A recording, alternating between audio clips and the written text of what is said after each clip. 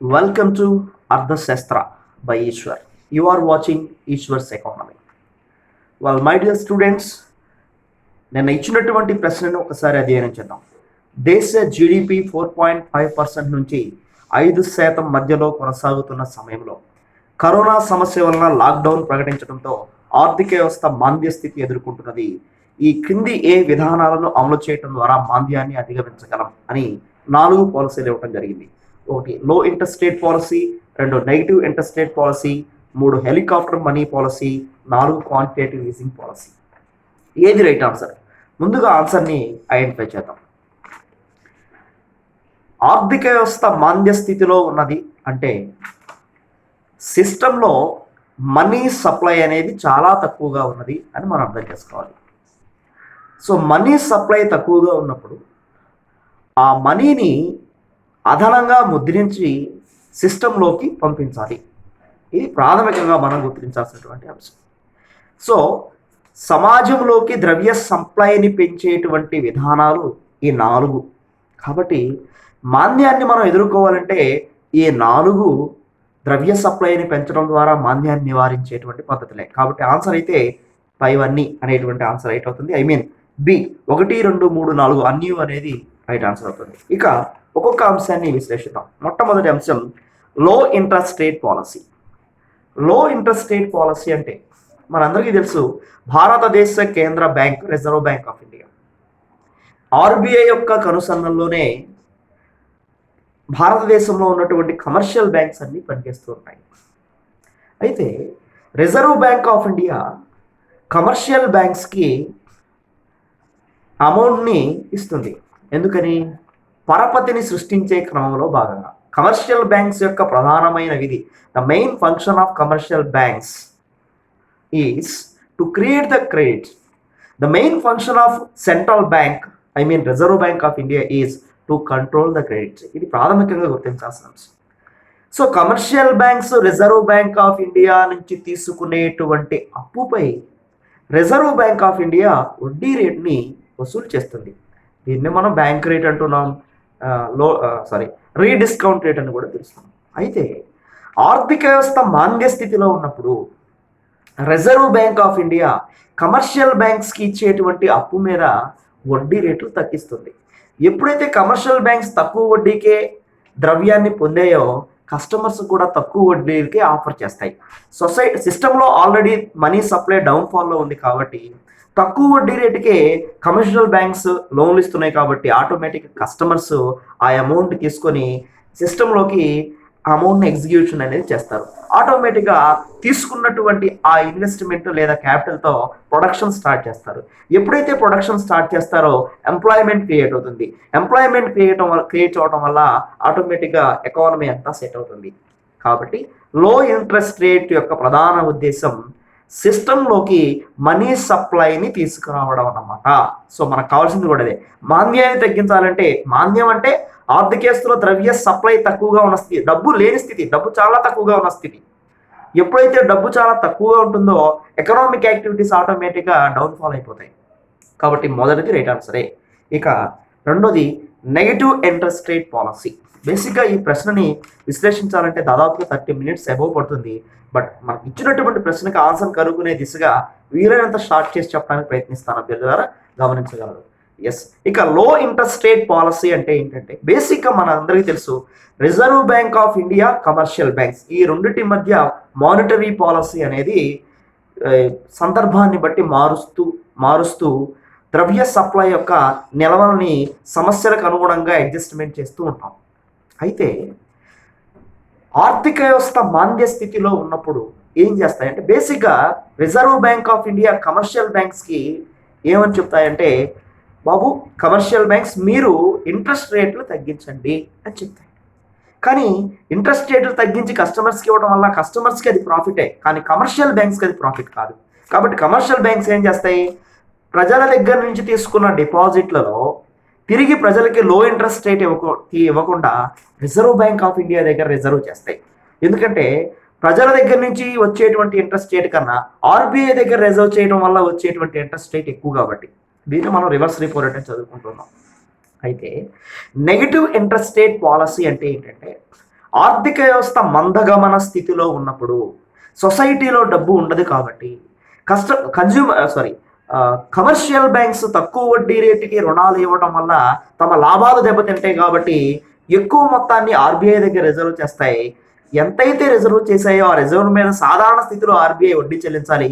కానీ ఇట్లాంటి పర్టికులర్ సిచ్యువేషన్లో తను రిజర్వ్ చేసినటువంటి అమౌంట్ మీద కమర్షియల్ బ్యాంక్స్ నుంచే అదనంగా ఛార్జ్ చేస్తుంది నెగిటివ్ ఇంట్రెస్ట్ రేట్ పాలసీ ద్వారా ఆర్బీఐ.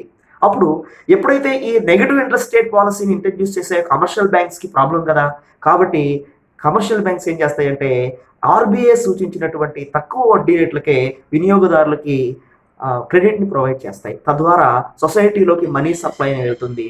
తద్వారా ఆటోమేటిక్గా ప్రాబ్లమ్స్ సాల్వ్ అవుతాయి అన్నమాట. దీన్ని నెగిటివ్ ఇంట్రెస్ట్ రేట్ పాలసీ అంటాం. అంటే రివర్స్ రెపో రేట్కి పూర్తిగా భిన్నమైనటువంటి కాన్సెప్ట్ అనమాట ఇది. దీన్ని నెగిటివ్ ఇంట్రెస్ట్ రేట్ పాలసీ అని మనం పిలుస్తున్నాం.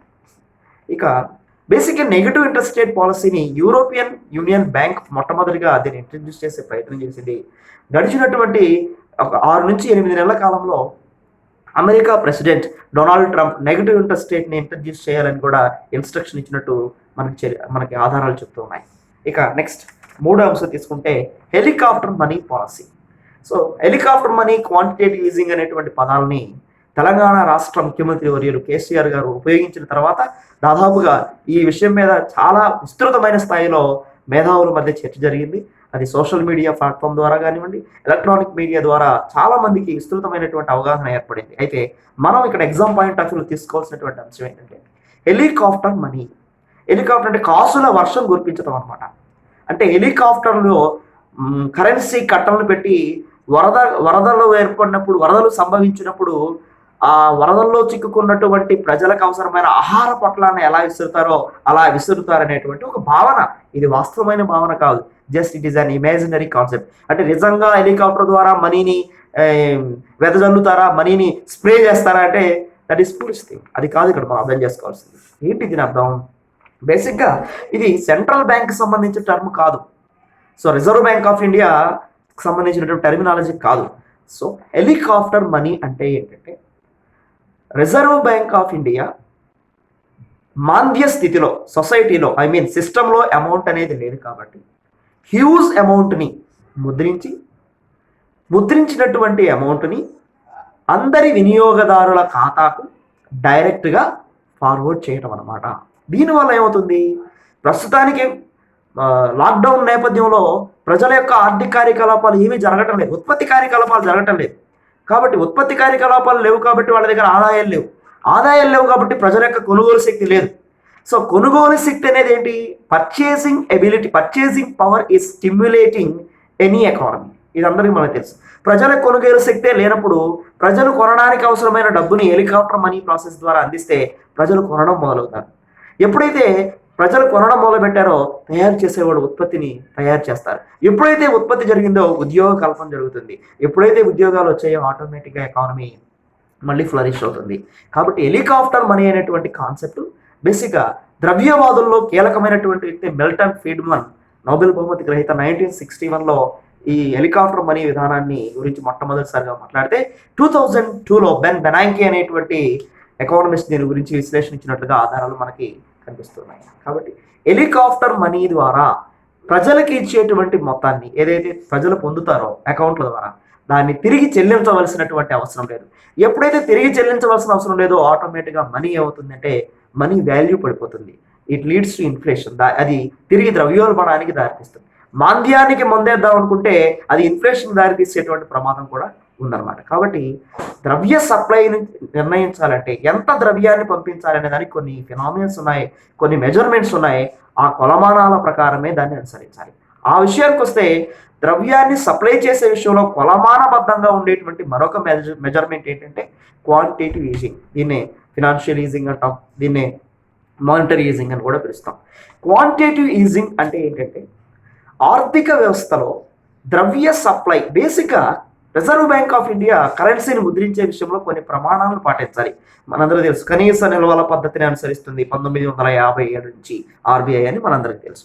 బేసిక్గా ఫర్ సపోజ్ ఒక వార్షిక సంవత్సరంలో, ఒక ఆర్థిక సంవత్సరంలో దేశ జీడిపి ఎంత ఎంత ఉండబోతుంది అని ఆర్బీఐ ముందుగా ఎస్టిమేట్ చేస్తుంది. దేశ జీడిపి దేని మీద ఆధారపడింది? వస్తు సేవల ఉత్పత్తి మీదే ఆధారపడింది, అంతే కదా. వస్తు సేవల ఉత్పత్తినే జీడిపిలో కొలుస్తాం. బియ్యాన్ని కిలోలో కొలుస్తాం, అలాగే వాటర్ని లీటర్లో కొలుస్తాం, అలాగే అరటిపళ్ళని డజన్లో కొలుస్తాం. అలాగే దేశంలో ఉన్న వస్తు సేవల ఉత్పత్తిని జీడిపిలో కొలుస్తాం. అంటే ఈ ఆర్థిక సంవత్సరంలో దేశ జీడిపి ఎంత, వస్తు సేవల ఉత్పత్తి ఎంత అనేది అంచనా వేసి ఆ వస్తు సేవల ఉత్పత్తికి సమానమైన విలువ కలిగిన కరెన్సీనే ఆర్బీఐ ముద్రించాలి. అదర్వైజ్ ఇన్ఫ్లేషన్ లాంటి సమస్యలు వచ్చేటువంటి ప్రమాదం ఉంది. మీరు గమనిస్తే 2008లో జింబాబ్వేలో జరిగింది ఇదే. ఒక ప్లేట్ భోజనంకి లక్షల రూపాయలు వెచ్చించాల్సినటువంటి పరిస్థితి జింబాబ్వేలో రాబర్ట్ ముగాబే ఆధ్వర్యంలో వచ్చిందంటే మనం అంటే ఇన్ఫ్లేషన్ యొక్క ప్రభావం ఎలా ఉంటుందో కూడా మనం గుర్తించాలి. సో క్వాంటిటేటివ్ ఈజింగ్ అంటే ఒక పరిమాణాత్మకమైనటువంటి సౌలభ్య పద్ధతి. అంటే గూడ్స్ అండ్ సర్వీసెస్కి సంబంధించినటువంటి నిల్వలు ఎన్ని ఉన్నాయి, దీని ఆధారంగా నగదు నిష్పత్తిని లెక్కించి కరెన్సీని ముద్రించాలి. ముద్రించినటువంటి కరెన్సీని డైరెక్ట్గా ప్రజల అకౌంట్లో కాకుండా బ్యాంకులకి కానీ ప్రభుత్వానికి కానీ 0 ఇంట్రెస్ట్ మీద ఫార్వర్డ్ చేయడం జరుగుతుంది. సో కమర్షియల్ బ్యాంక్స్ కూడా కన్జ్యూమర్స్కి 0 ఇంట్రెస్ట్ మీద దాన్ని ఇవ్వడం జరుగుతుంది. ఈ క్రైసిస్ అంతా అయిపోయాక ఎకనామిక్ యాక్టివిటీస్ సాదాసీదా స్థితికి వచ్చిన తర్వాత, సాధారణ స్థితికి వచ్చిన తర్వాత తిరిగి ఈ అమౌంట్ని పే చేయవలసి ఉంటుంది. హెలికాప్టర్ మనీ విషయంలోనేమో పే చేయాల్సిన అవసరం లేదు, క్వాంటిటేటివ్ ఈజింగ్లో మాత్రం పే చేయవలసినటువంటి అవసరం ఉంటుంది. అయితే ఇక్కడ గమనించాల్సింది ఓపెన్ మార్కెట్ ఆపరేషన్ సిస్టంలో ఈ మనీని ఇంజెక్ట్ చేయడం జరుగుతుంది సిస్టంలోకి. ఏంటి ఓపెన్ మార్కెట్ అంటే? బహిరంగ మార్కెట్ కార్యకలాపాలు అంటాం. సో బహిరంగ మార్కెట్ కార్యకలాపాలు అంటే ఇప్పుడు రిజర్వ్ బ్యాంక్ ఆఫ్ ఇండియా తను ముద్రించినటువంటి కరెన్సీ ఏదైతే ఉందో, బేసిక్గా ప్రత్యేకంగా ముద్రించాల్సిన అవసరం ఏంటి? రిజర్వ్ బ్యాంక్ ఆఫ్ ఇండియా దగ్గర అదనపు కరెన్సీ ఉండదా? ఉంటుంది, ఖచ్చితంగా అదనపు కరెన్సీని మెయింటైన్ చేస్తుంది. సందర్భం వచ్చినప్పుడు ఆ కరెన్సీ రిలీజ్ చేస్తుంది. ఇన్ కేస్ అవి కూడా షార్టేజ్ ఏర్పడినట్లయితే అదనపు కరెన్సీని ముద్రించడం జరుగుతుంది, కొత్తగా కరెన్సీని కూడా ముద్రించడం జరుగుతుంది. కాబట్టి ముద్రించినటువంటి కరెన్సీని ప్రభుత్వ సెక్యూరిటీలు ప్రభుత్వం యొక్క ఆస్తులు, ఇది చాలా ఇంపార్టెంట్. అంటే సెక్యూరిటీల రూపంలో, బాండ్ల రూపంలో దాన్ని రిలీజ్ చేస్తుంది. ఈ బాండ్ల రూపంలో ఉన్న దాన్ని ఎవరు కొంటారు? కమర్షియల్ బ్యాంక్స్ బేసిక్గా కొంటాయి, ఎల్ఐసి లాంటి సంస్థలు వీళ్ళు కొంటారు. ఇప్పుడు ఆర్థిక వ్యవస్థలో మాంద్యం వచ్చిందనుకో, ఆల్రెడీ రిలీజ్ చేసినవి బాండ్ల రూపంలో ఎల్ఐసి లాంటివి లేదా కమర్షియల్ బ్యాంక్స్ కొన్నారు కాబట్టి ఇప్పుడు ఎల్ఐసి దగ్గర నుంచి అలాగే కమర్షియల్ బ్యాంక్స్ నుంచి ఎక్కువ మొత్తాన్ని ఇచ్చి దాన్ని కొంటుంది ఆర్బీఐ. అప్పుడు ఏమవుతుంది? ఆర్బీఐ దగ్గర ఉన్న అదనపు నిల్వ ఎవరి దగ్గరికి వెళ్తుంది? ఎల్ఐసి లాంటి సంస్థలు లేదా కమర్షియల్ బ్యాంక్స్ దగ్గరికి వెళ్తుంది. తద్వారా సొసైటీలోకి, సిస్టంలోకి మనీ అనేది ఇంజెక్ట్ అవ్వడం జరుగుతుంది అనమాట. సో దీన్ని మనం ఓపెన్ మార్కెట్ ట్రాన్సాక్షన్స్ ఆర్ ఆపరేషన్స్లో భాగంగా ఇక అదనపు కరెన్సీని పంపించేటువంటి విధానంగా చెప్తాం. కాబట్టి క్వాంటిటేటివ్ ఈజింగ్ అనేది హెలికాప్టర్ మనీ కన్నా కొంచెం బెటర్ అయినటువంటి పాలసీ. రెండు వేరు పాలసీలు గమనించాలి. సో హెలికాప్టర్ మనీ ద్వారా ద్రవ్య సప్లై విపరీతంగా పెరిగి అది ఇన్ఫ్లేషన్కి దారితీసే అవకాశం ఉంది. క్వాంటిటేటివ్ ఈజింగ్ మాంద్యాన్ని చక్కబెట్టేటువంటి మెజర్మెంట్గా ఇది మనకి ఉపయోగపడుతుంది అనేది మనం గమనించాలి. కాబట్టి ఈ ప్రశ్నకి అన్ని పాలసీస్ రైట్ ఆన్సర్ అవుతాయి, కాబట్టి గమనించగలరు. Thank you so much.